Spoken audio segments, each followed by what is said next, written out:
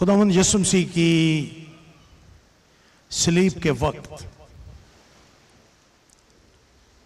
अगरचे उसके बहुत से शागिर्द और उसके सुनने वाले जो 3 बरस तक यीशु को सुनते रहे, उसकी तारीफ करते रहे, उसके मौजज़ात से फायदा हासिल करते रहे, क्योंकि हम ये बयान पढ़ते हैं कि उसने लातादाद मौजज़ात किए। बरतमाई, कोड़ी और मफलूज और बहुत से और बेशुमार मौजज़ात यीशु ने किए। हत्ता कि उसने यायर की बेटी को जिंदा किया, लाजर को जिंदा किया। तो बहुत से लोग थे जो यीशु की खिदमत से मुस्तफीद हुए। खुदा ने 2 दफा बड़े मौजज़ात किए। जब उसने एक मरतबा 5000 लोगों को सैर किया, एक मरतबा उसने 4000 लोगों को सैर किया। सो हम इसके बारे में यकीन से कह सकते हैं कि हजारों लोग थे जिन्होंने यीशु की खिदमत से फायदा उठाया और वो यीशु की खिदमत में उसके साथ साथ रहे। लेकिन वो हजारों लोग आज यीशु के साथ नहीं हैं। जब यीशु सलीब पर लटका हुआ था तो ये हजारों लोग जो उसकी खिदमत में उसके साथ साथ रहे थे, डर के मारे यूं लगता है कि कहीं जा छुपे थे। अगरचे जब यरूशलेम की गलियों से खुदावंद यीशु मसीह गुजर रहे थे तो लोगों की एक बड़ी भीड़ उनके इस्तकबाल के लिए और उनके दुख को देखने के लिए मौजूद थे। वो रो पीट रहे थे, खवातीन रो रही थी। लेकिन जब यीशु उस पहाड़ी पर पहुंचे तो बहुत कम लोग उसके साथ रह गए। बाइबल ये बयान करती है कि कुछ लोग, उनका खसूसियत के साथ जिक्र किया गया है कि वो उस वक्त यीशु की सलीब के पास मौजूद थे। मिसाल के तौर पर हम मरियम मगदलीनी का जिक्र पढ़ते हैं कि वो यीशु की सलीब के नीचे खड़ी रो रही थी। मरियम मगदलीनी वो औरत थी जिसको खुदा ने बहुत से गुनाहों से आजाद किया और बदरुओं से आजाद किया। वो खुदावंद यीशु मसीह की माफी और आजाद कर देने वाली कुव्वत का निशान थी। वो वहां पर मौजूद थी। फिर वहां पर सलोमी भी थी। सलोमी यूहन्ना और याकूब की मां थी। यीशु के 2 शागिर्द याकूब और यूहन्ना उसके बेटे थे। सबसे बढ़कर यह कि वो मरियम की बहन थी और गोया यीशु की खाला थी। वो भी वहां पर मौजूद थी। और सलोमी वही खातून है जिसने यीशु की खिदमत के दौरानिये में एक बार उससे कहा था कि जब तू अपनी बादशाही में आए तो मेरे बेटों को अपने दाहिने और बाएं बैठाना। और यीशु ने उसको उसी वक्त झिड़क दिया था। सो ये भी वहां पर मौजूद थी। और फिर वहां पर यूहन्ना भी मौजूद था, यीशु का खास शागिर्द, चहीता शागिर्द कह ले आप। ये यीशु का वाहद शागिर्द है जो तबई मौत मरा। ये पितमस के जजीरे में कैद रहा और वहां से उसने मुकाशफा की किताब तहरीर की। ये भी वहीं पर मौजूद है। खुदावंद यीशु मसीह सलीब पर हैं और वो इंतहाई अजियत और दुख में हैं, लेकिन वो सलीब के नीचे नजर करते हैं। और उस वक्त भी वो उन रिश्तों को फरामोश नहीं करते जो खुदा ने मुकर्रर किए थे। वो नीचे देखते हैं, मरियम को गिरियाजारी करते हुए देखते हैं। मरियम की हिचकियां बंध चुकी हैं रो रो के। और उनके साथ सलोमी है, उसकी बहन है, मरियम मगदलीनी है। वो सब रो रही हैं।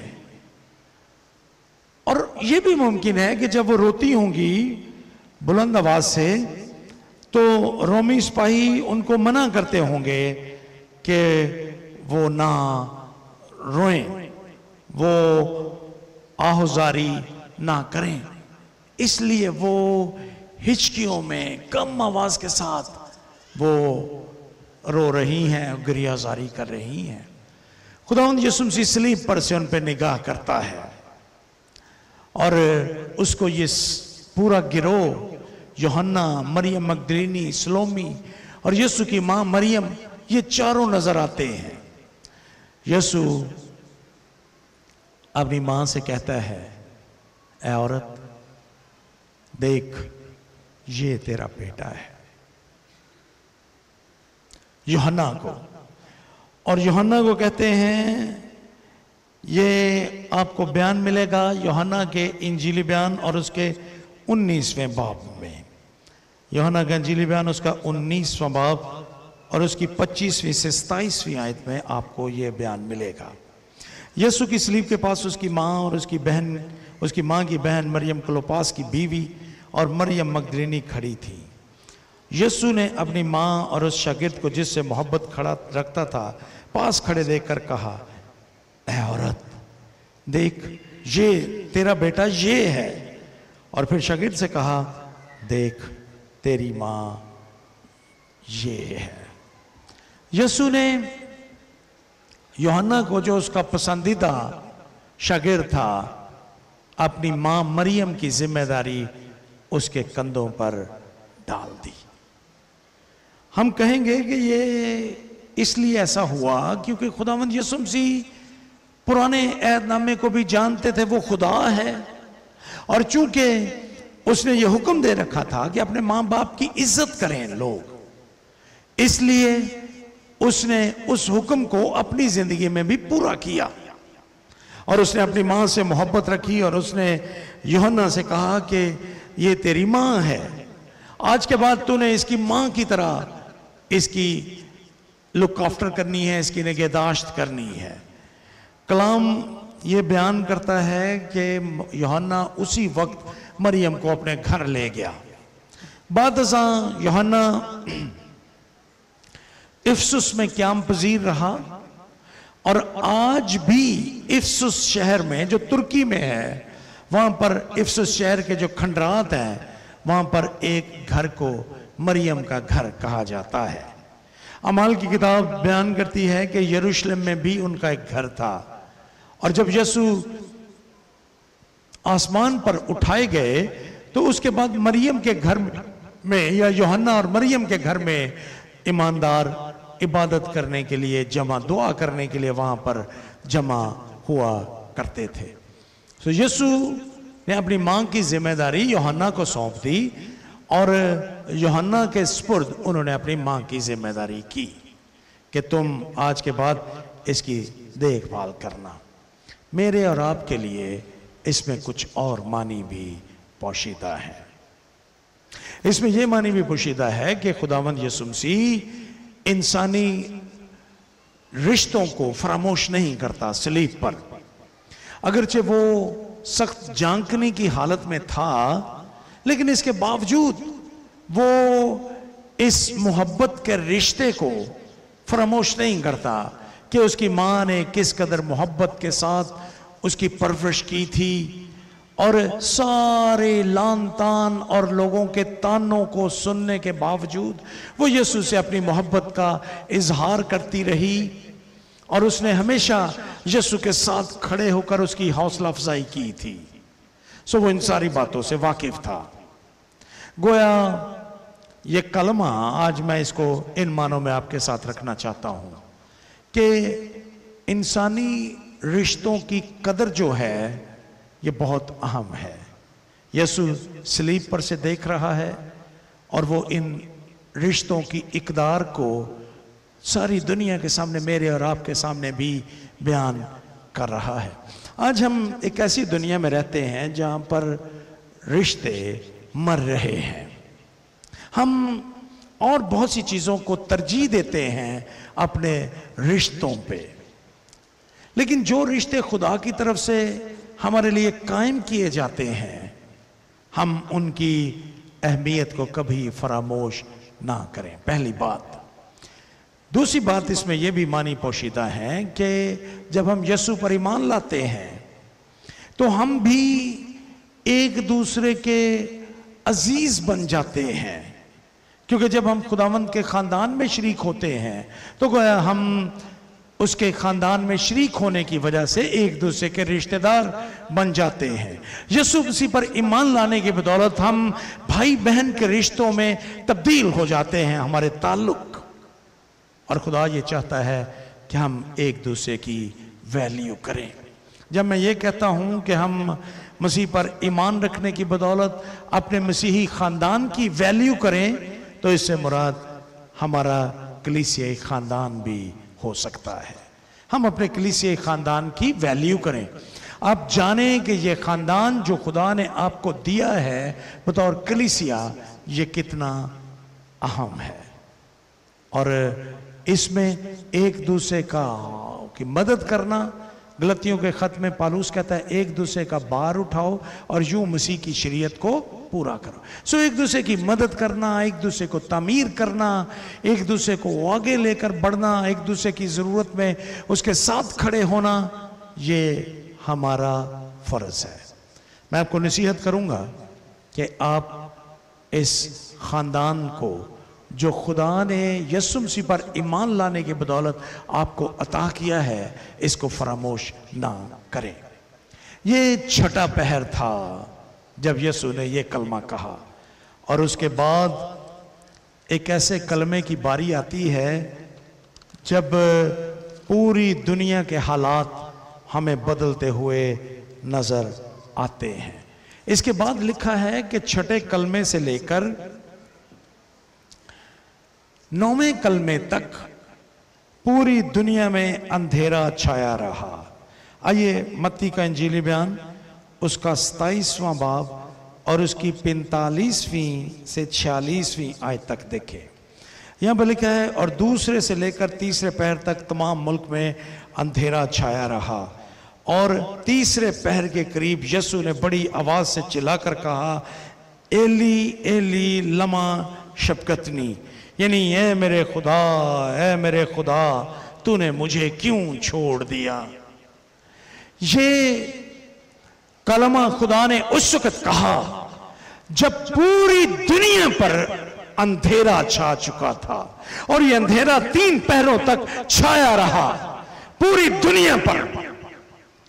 उस वक्त तारीख ये बयान करती है कि किसी किस्म के सूरज ग्रहण की कोई पेशीन गोई नहीं थी।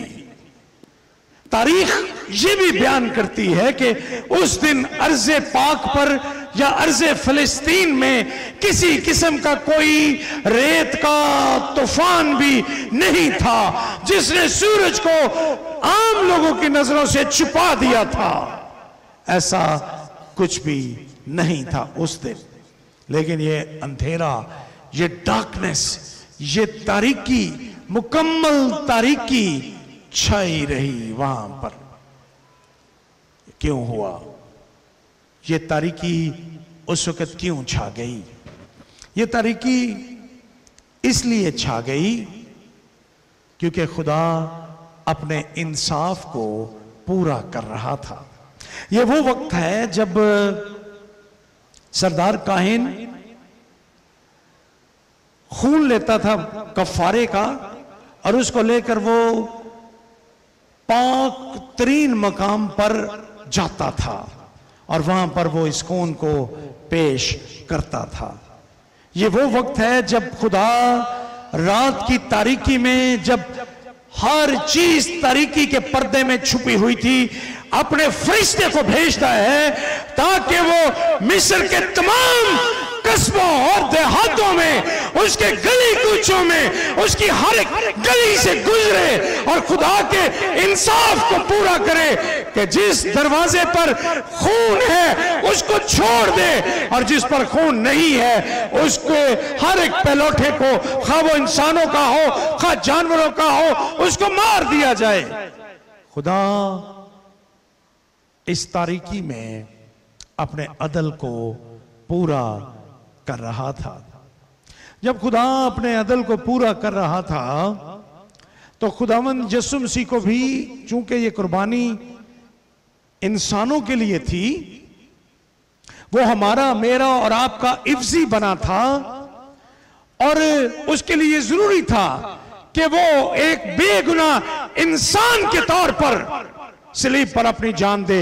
इसीलिए उस इलाही खुदा ने ये इंसानी जामा पहना था, और वो इस बदन को खुदावंद के हजूर में पेश करता है, कहता है कि एली एली लमा शबकतनी, ऐ मेरे खुदा, ऐ मेरे खुदा, तूने मुझे क्यों छोड़ दिया। ये छोड़ दिया जाना एक बहुत बड़े भेद की निशानदही करता है, और वो ये है कि खुदा ने मेरे और आपके लिए अपने अदल और इंसाफ को अपने बेटे की जिंदगी में पूरा किया। अगर खुदा ये अदल ना करता, अगर खुदा इंसाफ के तकाजे पूरे ना करता, तो मैं और आप कभी भी मुआफी हासिल नहीं कर सकते थे। पहले जो 3 कलमे खुदावंद ने कहे थे, माफी का कलमा, निजात का कलमा, और अपनी मां को जो कुछ उसने कहा था, वो सारे के सारे इंसानी कलमे हैं। बाप, इनको मुआफ कर, और तू आज ही मेरे साथ फिरदौस में होगा, और देखिए तेरा बेटा है और ये तेरी मां है। लेकिन अब खुदा ने जो कलमा कहा, एली एली लमा शबकतनी, ये खुदा के अदल, उसके इंसाफ के पूरा होने की अलामत है। और अगर मैं ये कहने में हक बजानब हूं कि अगर ये कलमा ना होता तो मैं और आप कभी मुआफ ना होते, क्योंकि खुदा ने इस कलमे के वक्त अपने इंसाफ को, अदल को पूरा कर दिया, जो उसने कायम किया था बाग अदन में कि गुनाह की मजदूरी मौत है, और ये मौत खुदावंद यीशु मसीह की सूरत में आज कोहे कलवरी पर, इस सलीब पर यीशु के बदन की कुर्बानी के वसीला से पूरी हो रही है। सो ये कलमा खुदा के अदल और इसके इंसाफ की तकमील की लामत है, और ये बयान करता है कि किस तरह से खुदा ने अपने इंसाफ को पूरा किया। खुदावंद आपको, मुझे इन 2 कलमों के वसीला से जो मैंने अभी आपके सामने पेश किए हैं, बरकत बख्शे। आमीन।